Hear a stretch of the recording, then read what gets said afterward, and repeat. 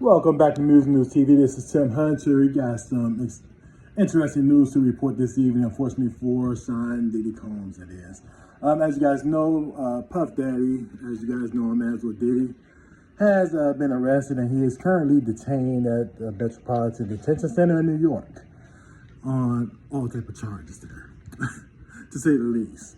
But unfortunately for Puff, because right now he has 12, I guess, pending cases against him, 11 of which are, I guess, sex-related crimes.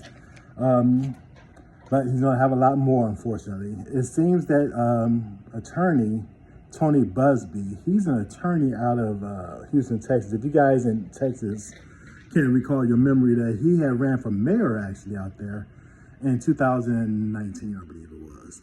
He lost, of course, but that's how he kind of got his name out there. But his law firm with another law firm had been taking on new clients to the tune of like 120 plus so far, all against Puff Daddy. And these are all sexually related crimes for the most part, whether it's rape, induced drugs, being held against their will, sexual assault, things of that nature. Some of the same things that he's been held on in court for now. Well, unfortunately for Puff Daddy, these are not just frivolous claims, and this is not a civil lawsuit, by the way. These are all individual claims, and these supposed to have taken place in whether it was New York, Miami, or Los Angeles. I'm not sure over what period of time this is all taking place, but it's between like 50 and 50. It's like 50 men and 50 women, 50% men, 50% women for the most part that's filing these suits against him. These are all individual claims, so he's going to be held literally individually there. So Puffy, unfortunately, got to go to court for each last one of those guys. Now, this is the kicker part. 25, at least 25 of these people that got claims were supposedly minors when it happened. I guess the question I have on that is, what is a minor doing at a Diddy party, especially saying that most of these parties, I guess, took place after midnight, 1 or 2 in the morning, something like that in these major cities. And I don't know if these guys are based in Houston or whatever that's filing these claims, but nonetheless, I mean, this is getting really, really ugly, you know? Bad enough is bad as it is, but it's getting worse and worse. Now, also, it may seem like there's a money grab also. That got to kind of come with the territory. Puffy was a noted billionaire. Let me just put this in perspective to show how much money that billion is. If you just count 1, 2, 3, 4, 5, all the way up to $1 billion, it'll take you about 31 and a half years or more. Just to count to that. That's how much money that is. So if you can factor in how much money that is making him just off interest alone in the bank account, that's probably anywhere between 1 and 3 and 1 and 5% maybe.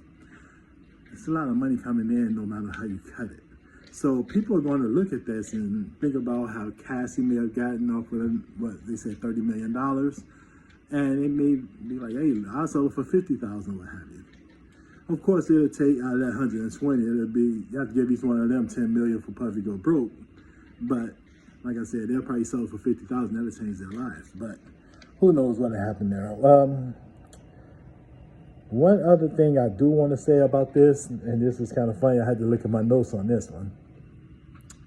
Tony Barbosa has set up a hotline number. Now, keep in mind, this is not a civil suit.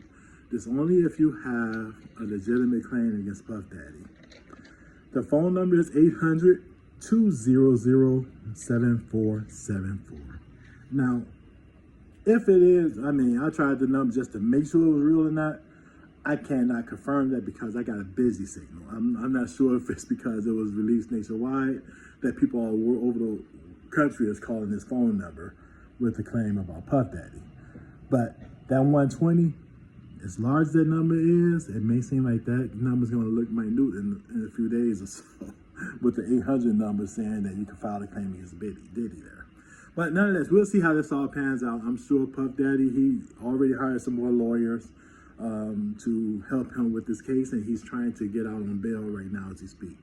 And keep in mind, he is in a holding cell right now in the Metropolitan Detention Center, so they may give him a bail.